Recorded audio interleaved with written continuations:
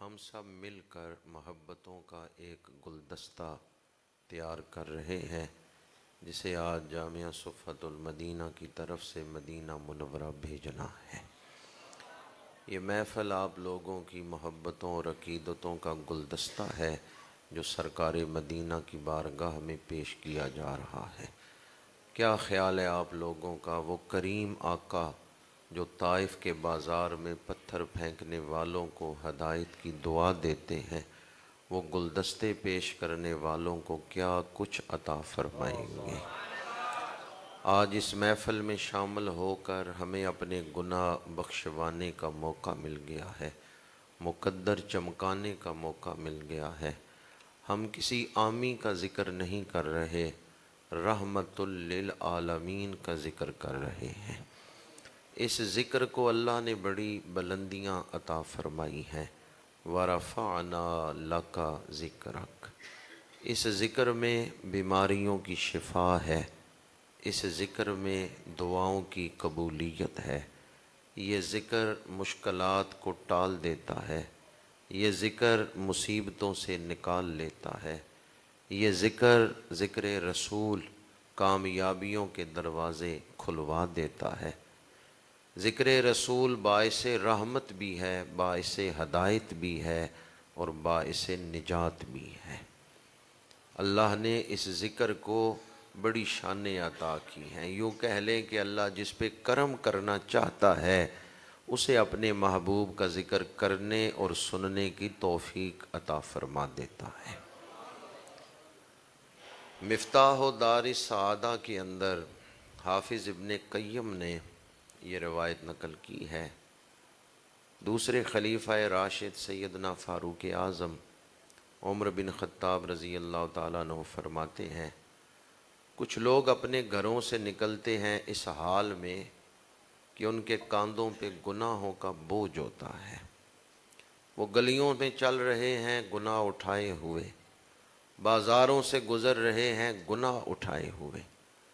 پھر انہیں کوئی ایسی محفل مل جاتی ہے جس میں دین بیان ہو رہا ہے، پھر وہ کسی ایسی محفل میں شامل ہو جاتے ہیں جس میں قرآن بیان ہو رہا ہے، وہ قرآن سنتے ہیں، رسول اللہ کا فرمان سنتے ہیں، ان کے دل نرم ہو جاتے ہیں، وہ اللہ سے معافی طلب کرتے ہیں، اللہ ان کے پچھلے گناہوں کو معاف فرما دیتا ہے۔ پھر وہ اس حال میں واپس گھروں کی طرف لوٹتے ہیں، لا ذنوب علیہم، ان پر کوئی گناہ نہیں ہوتا، وہ بخشے ہوئے ہوتے ہیں۔ وہ جو گھروں سے نکلے تو گناہ اٹھائے ہوئے تھے، واپس گھر لوٹے تو بخشے ہوئے ہیں۔ سبب کیا بنا ہے؟ ایک ایسی محفل جس میں دین بیان ہو رہا تھا۔ یہ محفلیں بخشش حاصل کرنے کا وسیلہ ہیں۔ آج کی یہ محفل میلاد اور سالانہ ختم پاک کی محفل ہمارے لیے بھی بخشش کا وسیلہ بن سکتی ہے اگر ہم حسن نیت کے ساتھ بیٹھیں، اگر تماشائی بن کے نہ بیٹھیں بلکہ تمنائی بن کے بیٹھیں، اگر ہم کانوں کی لذت کے لیے نہ بیٹھیں بلکہ اللہ کی رضا کے لیے بیٹھیں۔ آج کی یہ محفل ہمارے لیے بخشش حاصل کرنے، دل روشن کرنے اور آخرت کا خزانہ حاصل کرنے کا ذریعہ بن سکتی ہے اگر ہم اعلیٰ نیت کے ساتھ بیٹھیں۔ جتنی اچھی نیت کے ساتھ بیٹھیں گے اتنی ہی زیادہ برکات حاصل ہوں گی۔ آپ مسجد میں بیٹھے ہوئے ہیں اور گلشن علم و معرفت میں بیٹھے ہوئے ہیں۔ اللہ کریم اس ادارے کو رشد و ہدایت کا مرکز بنائے، خدمت اسلام کا مرکز بنائے۔ یہاں شب و روز قرآن کی تلاوت ہوتی ہے، یہاں قرآن کھلتا ہے، یہاں سجدے دیے جاتے ہیں۔ یہ برکت والی جگہ ہے، یہ وہ گلشن ہے جس میں علم دین کے پھول مہک رہے ہیں۔ اللہ تعالیٰ عاشق رسول فخر آل سنت حافظ اسجد محمود چشتی صاحب رحمت اللہ تعالی علیہ کے درجات بلند کرے، ان کی قبر پہ کروڑہ رحمتوں کا نزول فرمائے۔ آج ان کا سالانہ ختم پاک بھی ہے، اور حافظ صاحب قبلہ انہیں دینی تعلیم کا، تربیت کا شوق تھا کہ نئی آنے والی نسل کو حضور کے عشق کے جام پلائے جائیں، محبت رسول کا درس دیا جائے۔ آج ان کی وہی خواہش اللہ نے قبول فرمائی، اور ہم یہ دینی گلشن آباد دیکھ رہے ہیں۔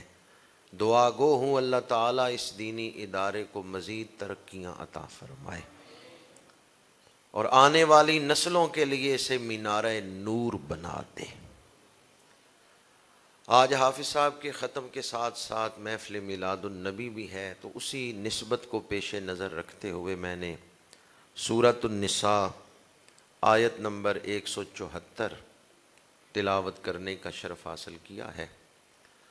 قرآن پاک میں اللہ کریم نے سینکڑوں آیات میں حضور کی آمد کو بیان کیا ہے۔ جو آیت میں نے خطبہ میں تلاوت کی ہے، اس میں بھی اللہ کریم نے سجا سجا کے حضور کی آمد کو بیان کیا ہے۔ یا ایھا الناس قد جاءکم برہان من ربکم، اے لوگو تمہارے پاس آ گیا تمہارے رب کی طرف سے برہان۔ خطاب کیا تو تمام لوگوں کو، یا ایھا الناس، اے لوگو۔ اس سے پتہ چلتا ہے حضور صرف اہل عرب کے لیے نہیں آئے، آپ پوری انسانیت کے لیے نبی بن کے آئے ہیں۔ قیامت تک جو آخری انسان بھی پیدا ہوگا، حضور اس کے لیے بھی رسول بن کے آئے ہیں۔ میرے آقا کریم کی رسالت ہمہ گیر ہے۔ یا ایھا الناس، تمام انسان حضور کے مخاطب ہیں، تمام انسانوں کے لیے حضور رسول بن کے آئے ہیں۔ آگے فرمایا قد جاءکم، تحقیق آ گیا تمہارے پاس۔ آتا وہ ہے جو پہلے کہیں موجود ہوتا ہے، اس کے لیے آنے کا لفظ بولا جاتا ہے۔ 12 ربیع الاول کی صبح آپ کا میلاد ہوا ہے، تخلیق نہیں ہوئی۔ تخلیق کائنات کی ہر شے سے پہلے ہوئی ہے۔ سب سے پہلے اللہ نے نور مصطفیٰ کو تخلیق فرمایا ہے، پھر کائنات کو بنایا ہے۔ تخلیق میں حضور اول ہیں، اور بعثت میں حضور آخری نبی ہیں۔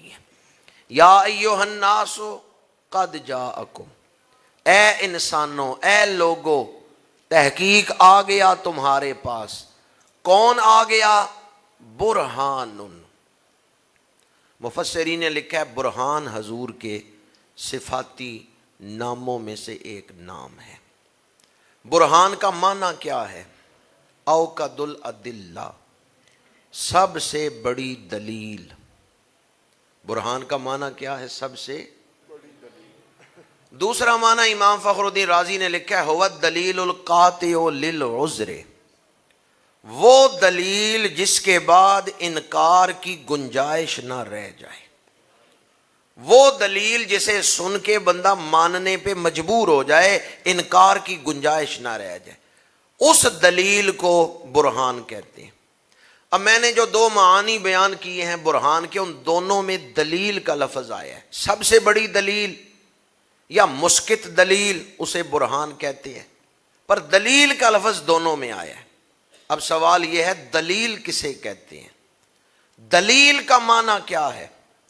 کوئی چیز اس حال میں ہو کہ اسے دیکھنے سے دوسری چیز ثابت ہو رہی ہو، اسے دلیل کہتے ہیں۔ دیکھ آپ ایک چیز کو رہے ہیں، اور اسے دیکھنے سے وہ ثابت ہو رہی ہے جو نظر نہیں آ رہی، یہ دلیل بن گئی۔ صبح کے وقت باپ اور بیٹا کمرے میں بیٹھے ہیں، باپ نے بیٹے سے کہا ذرا دیکھو سورج نکل آیا ہے۔ بیٹا کمرے سے باہر نہیں آیا، سورج کی طرف نہیں دیکھا، اس نے کھڑکی سے پردہ ہٹایا، دھوپ نظر آئی، دھوپ دیکھ کے اس نے کہا سورج نکل آیا ہے۔ صحیح کا ہے یا غلط کا ہے؟ چند لوگ ہی بولے ہیں، باقیوں کا کیا خیال ہے؟ دھوپ نکل آئے تو سورج نکلنے میں ابھی دیر ہے؟ دھوپ کو دیکھ کر سورج کو دیکھے بغیر بھی آپ مان لیتے ہیں یا نہیں؟ اس بیٹے نے باہر نکل کے سورج کی طرف نہیں دیکھا، انہیں کمرے کے اندر سے ہی پردہ ہٹایا، دھوپ نظر آئی، دھوپ دیکھ کے سورج کو دیکھے بغیر اس نے کہہ دیا سورج نکل آیا۔ یہ ہے دلیل، دھوپ دلیل ہے سورج کے وجود پر۔ دھوپ کو دیکھ کے سورج کو دیکھے بغیر بھی مان لیتے ہیں مصطفیٰ کریم دلیل ہیں اللہ کے وجود پہ۔ دیکھنے والے تو کہا کرتے ہیں اللہ اللہ، یاد آتا ہے خدا دیکھ کے صورت۔ نعرے تکبیر، نعرے رسالت۔ زلف دیکھی ہے کہ نظروں نے گھٹا دیکھی ہے، لٹ گیا جس نے محمد کی ادا دیکھی ہے۔ اپنے چہرے کو نہ چھپانا اے میرے آقا، بعد مدت کے بیماروں نے شفا دیکھی ہے۔ حضور دلیل ہیں رب کی ذات پر، جو حضور کو دیکھے گا خدا کو دیکھے بغیر بھی مان لے گا۔ تاجدار گولڑا نے اسی کو بیان کرتے ہوئے فرمایا دسے صورت راہ بے صورت دا، دسے صورت راہ بے صورت دا، توبہ راہ کے عین حقیقت دا، پر کم نہیں بے سوجت دا، کوئی ورلیاں موتی لے تریاں۔ اور امام عبد الوہاب شعرانی انہوں نے سورہ مریم کے حروف مقطعات کی تفسیر میں لکھا ہے، کاف ہا یا عین صاد کی تفسیر کیا ہے؟ اللہ جب حضور کا وجود پاک بنا رہا تھا تو فرما رہا تھا کن ہا یا عبد اللہ صورتیں یتجملو بے جمال اللہ، محبوب ایسی صورت بن جاؤ کہ لوگ دیکھتے تجھے جائیں مانتے مجھے جائیں۔ صورت تیری ہو دلیل میری ہو، چہرہ تیرا ہو نشان میرا ہو، کن ہا یا عبد اللہ صورتیں یتجملو بے جمال اللہ، محبوب لوگ دیکھتے تجھے جائیں مانتے مجھے جائیں۔ اب تک میں نے آپ کو بزرگوں کی تفسیری اقوال سنائے ہیں، اب میں حدیث تقریری سنا رہا ہوں جس میں حضور کے سامنے یہ مضمون بیان کیا گیا ہے۔ حضرت عبداللہ بن رواحہ رضی اللہ تعالیٰ عنہ شاعر دربار رسالت، انہوں نے مجلس محمدی میں نعت پڑھتے ہوئے یہ شعر پڑھا ہے، لَوْ لَمْ تَكُنْ فِيهِ آیَاتٌ مُبَيِّنَةٌ کانت بداہتہ تنبیک عن خبرہ۔ یا رسول اللہ اگر آپ کوئی معجزہ نہ لے کے آتے، آپ کا چہرہ ہی بتا رہا ہے آپ اللہ کے نبی بن کے آئے۔ تنبیک عن خبرہ، کانت بداہتہ تنبیک عن خبرہ۔ حضور آپ اگر کوئی معجزہ نہ لے کے آتے، آپ کا چہرہ ہی دلیل ہے کہ آپ اللہ کے نبی بن کے آئے ہیں۔ تو میرے آقا کریم برہان ہیں، شان برہان کے ساتھ آئے۔ 12 ربیع الاول کی صبح کوئی عام بچہ نہیں پیدا ہوا، حجت الہیہ کا ظہور ہوا ہے، برہان الوہیت تشریف لائے ہیں۔ حضور کا جسم پاک بھی برہان ہے اور حضور کی سیرت بھی برہان ہے، حضور کا ظاہر بھی برہان ہے اور حضور کا باطن بھی برہان ہے، آپ کا کردار بھی برہان ہے اور آپ کی گفتار بھی برہان ہے، آپ نے جو پیشین گوئیاں فرمائیں وہ بھی برہان ہیں اور آپ نے جو دین عطا کیا وہ دین بھی برہان ہے۔ جس جس زاویے سے دیکھیں، جس جس پہلو سے دیکھیں، حضور کی ذات میں شان برہان نظر آتی ہے۔ دینی ادارے میں بیٹھا ہوں تو اس لیے برہان ہونے کے اعتبار سے آپ کا یہ پہلو بیان کر رہا ہوں۔ یہ تو آپ سب جانتے ہیں ہمارے آقا کریم دنیا کے کسی استاد کے پاس نہیں گئے، کسی تعلیمی ادارے میں کوئی دنیا کا استاد نہیں۔ سمجھانے کے لیے یہ مثال دے رہا ہوں، اگر ہمارے ہاں کوئی آدمی نہ کسی استاد کے پاس گیا ہو، نہ اس نے کوئی کتاب پڑھی ہو، نہ کسی تعلیمی ادارے میں گیا ہو، تو وہ آدمی جس کا دنیا میں کوئی استاد بھی نہ ہو، نہ کسی کتاب سے تعلق ہو اور نہ کسی ادارے تعلیمی ادارے سے تعلق ہو، ایسے لوگ جب آپس میں کہیں بیٹھ کے گفتگو کرتے ہیں تو ان کی گفتگو کے موضوعات کیا ہوتی ہیں؟ کیا وہ کائنات کی گہرائیاں، وسعتیں، ان پر گفتگو کر سکتے ہیں؟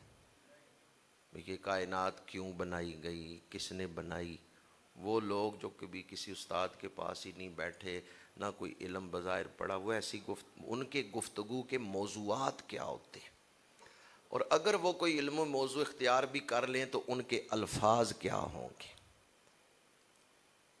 اسلوب بیان کیا ہوگا، الفاظ کا چناؤ اور الفاظ کی ترتیب کیا ہوگی۔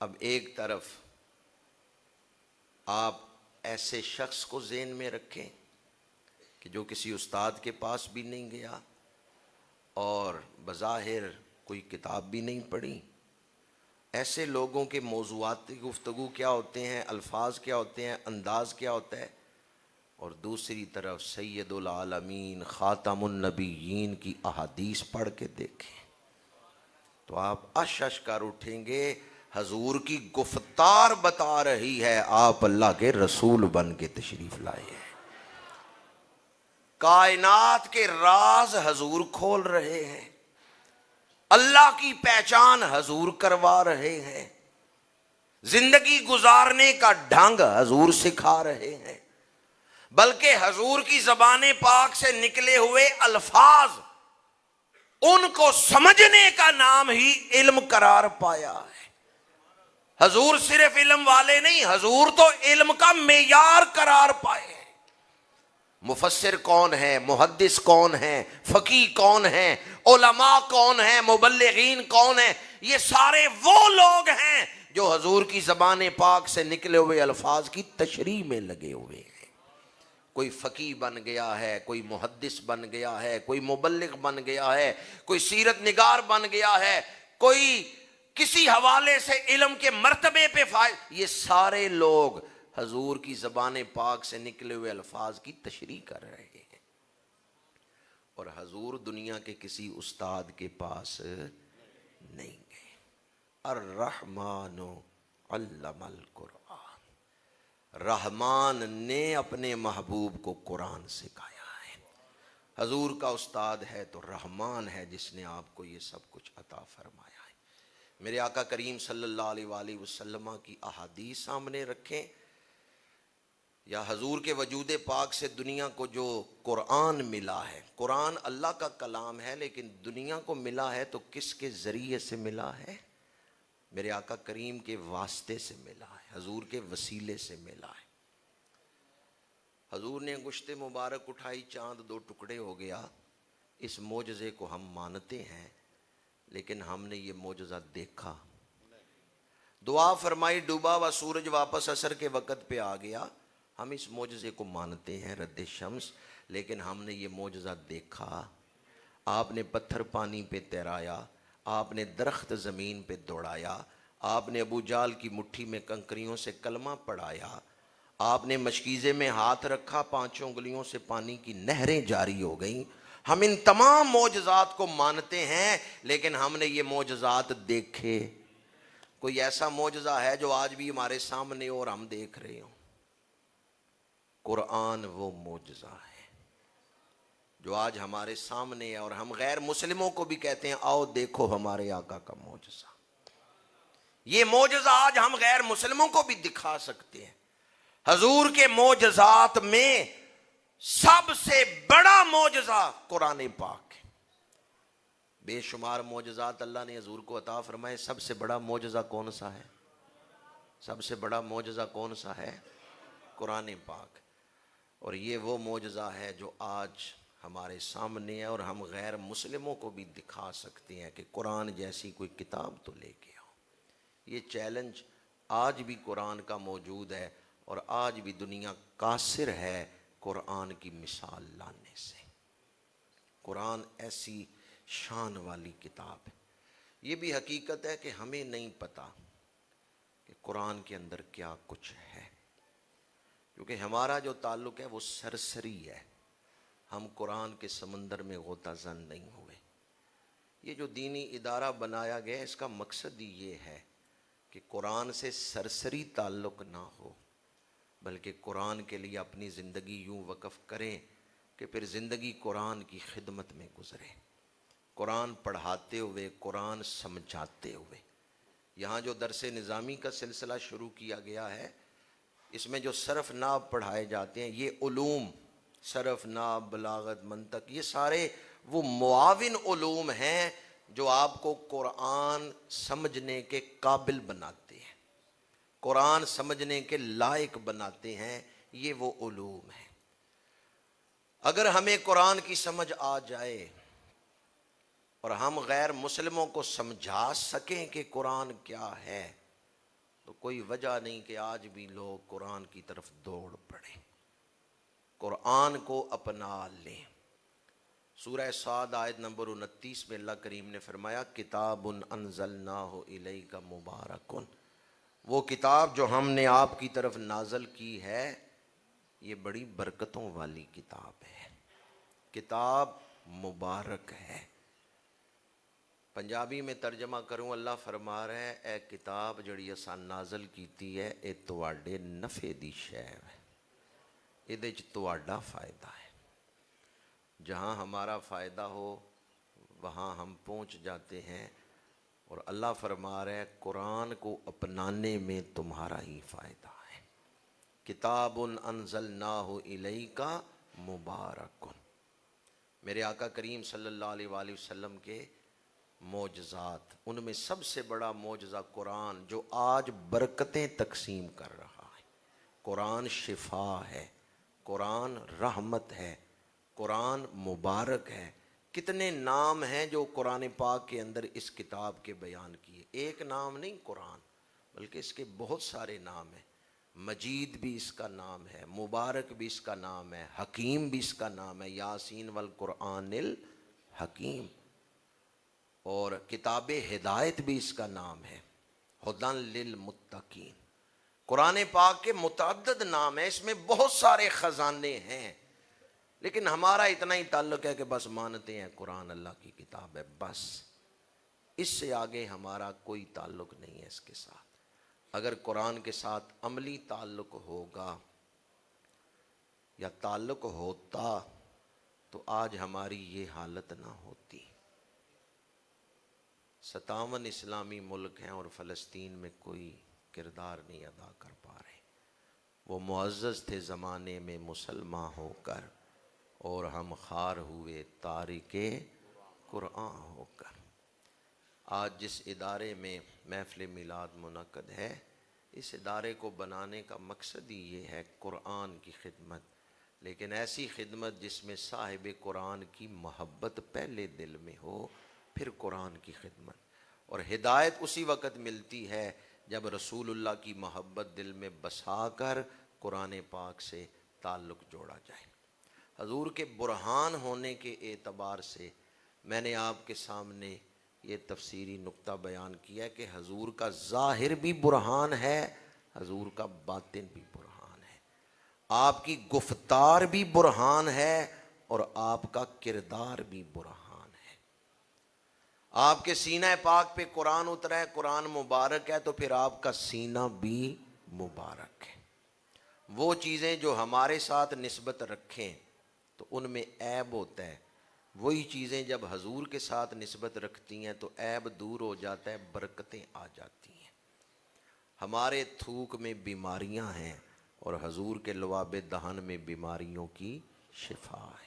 صحابی کی پنڈلی ٹوٹ گئی ہے، حضور نے لعاب دہن لگایا ہے، ٹوٹی ہوئی ہڈی جڑ گئی ہے۔ ایک صحابی کی آنکھ نکلی ہے، ڈیلا ہاتھ پہ رکھا ہے، میرے آقا کریم نے لعاب دہن لگایا ہے، آنکھ کو پہلے سے بھی زیادہ نور مل گیا ہے۔ حضرت عتبہ کو خارش کی تکلیف ہے، حضور نے لعاب دہن لگایا ہے۔ عتبہ فرماتے ہیں مجھے یہ سمجھ نہیں آئی کہ لعاب دہن پہلے لگا ہے یا بیماری پہلے دور ہو گئی ہے۔ اور آئندہ جب بھی حضرت عتبہ کو پسینہ آتا تھا، پسینے سے خوشبو آتی تھی۔ ایک صحابی نے 8-10 بندوں کا کھانا تیار کیا ہے، رسول اللہ کی دعوت کی ہے، میرے آقا تشریف لائے تو سینکڑوں صحابہ ساتھ ہیں۔ صحابی دوڑے دوڑے گھر گئے، بیوی سے کہنے لگے کھانا 8-10 بندوں کا بنایا ہے اور رسول اللہ کے ساتھ سینکڑوں صحابہ آ رہے ہیں، کھانا کیسے پورا ہوگا؟ بیوی نے کہا آپ کیوں فکر کرتے ہیں، جو لا رہے ہیں وہ کھلانا بھی جانتے ہیں۔ میرے آقا تشریف لائے، فرمایا ہنڈیا لے کے آؤ، صحابی ہنڈیا لے کے آئے، آپ نے اس میں لعاب دہن ڈالا ہے، اوپر چادر ڈال دی، فرمایا چادر نہ ہٹانا، کھانا ڈال کے دیتے رہو۔ سینکڑوں صحابہ رج کے چلے گئے، ہنڈیا میں کھانا اسی طرح پڑا ہوا ہے، اس میں کوئی کمی نہیں ہوئی۔ حضرت انس نے گھر کنواں کھودا ہے، پانی نکلا ہے لیکن کھارا ہے، میٹھا نہیں۔ حضرت انس پریشان بیٹھے ہیں، میرے آقا کریم نے فرمایا انس کیوں پریشان ہو؟ یا رسول اللہ اتنے دن ہو گئے محنت کرتے ہوئے، پانی نکلا ہے لیکن میٹھا نہیں، پریشان ہوں، محنت ضائع ہو گئی۔ میرے آقا کریم نے فرمایا کیوں پریشان ہو؟ مجھے گھر لے چلو، میں تمہارا کھارا کنواں میٹھا کر کے آتا ہوں۔ حضور تشریف لائے، کنویں میں لعاب دہن ڈالا، کھارا کنواں میٹھا ہو گیا۔ 5 حدیثیں میں نے آپ کو سنائی ہیں لعاب دہن میں۔ ایک لعاب دہن ہے، کام کتنے کر رہا ہے؟ کہیں ٹوٹی ہوئی ہڈیاں جڑ رہی ہیں، کہیں آنکھ کو نور مل رہا ہے، کہیں حضرت عتبہ کے بدن سے بیماری دور ہو رہی ہے، کہیں کھانے میں برکت آ رہی ہے، کہیں کھارا کنواں میٹھا ہو رہا ہے۔ ایک لعاب دہن ہے، اللہ نے شانیں کتنی عطا فرمائی ہیں، لعاب دہن کو برکتیں کتنی عطا فرمائی ہیں۔ وہ چیزیں جو ہمارے ساتھ نسبت رکھیں تو ان میں عیب ہوتا ہے، جب ان کی نسبت، ان کا تعلق وجود برہان سے ہو جائے، اللہ ان چیزوں کو بھی شان برہان عطا کر دیتا ہے۔ اعلیٰ حضرت نے فرمایا وہ کمال حسن حضور ہے کہ گمان نقص جہاں نہیں، یہی پھول خار سے دور ہے، یہی شمع ہے کہ دھواں نہیں۔ اور جب میں یہ بات بیان کر رہا تھا کہ حضرت انس پریشان ہے، تو حضور نے فرمایا انس مجھے اپنے گھر لے چلو، میں تمہاری پریشانی دور کراتا ہوں۔ تو آپ نے غور کیا ہے، مجھے تو بڑا لطف آ رہا تھا یہ بیان کرتے ہوئے۔ حضور نے فرمایا انس مجھے گھر لے چلو، میں تمہاری پریشانی، آپ بھی پریشان بیٹھے ہوں تو گھر بیٹھ کے درود پڑھا کریں، اے انس کے گھر آ کے پریشانی دور کرنے والے میرے گھر میں بھی تشریف لائیں۔ کیا خیال ہے حضور آئیں تو پریشانیاں رہ جائیں گی؟ نعمتیں بانٹتا جس سمت وہ ذیشان گیا، ساتھ ہی منشی رحمت کا قلم دان گیا۔ خاک سورج سے اندھیروں کا ازالہ ہوگا، آپ آئے تو میرے گھر میں، آپ آئے تو میرے گھر میں اجالا ہوگا۔ آپ آئیں نہ آئیں رہی آپ کی مرضی، ہم نے تو چراغاں سر شام کیا ہے۔ غلام کا کام ہے انتظار کرنا، آپ انتظار کریں، پھر دیکھیں حضور کیسے کرم کرتے ہیں۔ میں اپنی گفتگو کو یہاں ہی سمیٹتا ہوں۔ جس طرح میں نے شروع میں کہا کہ محفل کے مختلف مراحل ہیں، ابھی حضرت قبلہ قاری صاحب تشریف لائے ہیں، بڑی خوبصورت تلاوت فرماتے ہیں۔ قرآن پاک جب بھی پڑھا جائے اس میں برکتیں ہیں، اور اگر اس کو کوئی آداب کے ساتھ پڑھے، تجوید کے لحاظ کے ساتھ پڑھے تو اس کی چاشنی اور بڑھ جاتی ہے۔ تو بڑے خوبصورت انداز میں قاری صاحب پڑھتے ہیں، وہ بھی تشریف لے آئے ہیں۔ اور گجرات سے ہمارے نقیب محفل عمران چشتی صاحب بھی تشریف لے آئے ہیں۔ میں ان الفاظ پر ہی گفتگو کو سمیٹتا ہوں۔ حضرت قبلہ شاہ صاحب کے ملک کرتا ہوں، جو کچھ میں نے پڑھایا ہے اسے دعا میں شامل فرما لیں۔ میں جب بھی یہاں آتا ہوں اور اس ادارے کو دیکھتا ہوں تو آنکھیں ٹھنڈی ہوتی ہیں، اور میں جب بھی یہاں آتا ہوں حافظ اسجد محمود چشتی رحمۃ اللہ تعالیٰ علیہ کو ایصال ثواب بھی کرتا ہوں، ان کے اخلاص کو سلام بھی پیش کرتا ہوں، ان کے دل کے اس جذبے کو بھی سلام پیش کرتا ہوں کہ ان کی خواہش اللہ نے قبول فرمائی، اور آج اس زمین پہ ہم جامعہ صفوت المدینہ کی شکل میں یہ دینی ادارہ دیکھ رہے ہیں۔ یہ ادارہ اہل علاقہ کے لیے اللہ کی نعمتوں میں سے ایک نعمت ہے۔ جیسے کوئی درخت لگا ہوتا ہے تو مسافر دھوپ میں جلتے ہوئے آتے ہیں، درخت کے نیچے بیٹھتے ہیں، انہیں سکون ملتا ہے۔ اسی طرح یہ ادارہ بھی نیکی کے فروغ کے حوالے سے اور دینی تعلیم کے فروغ کے حوالے سے ایک شجر سایہ دار ہے۔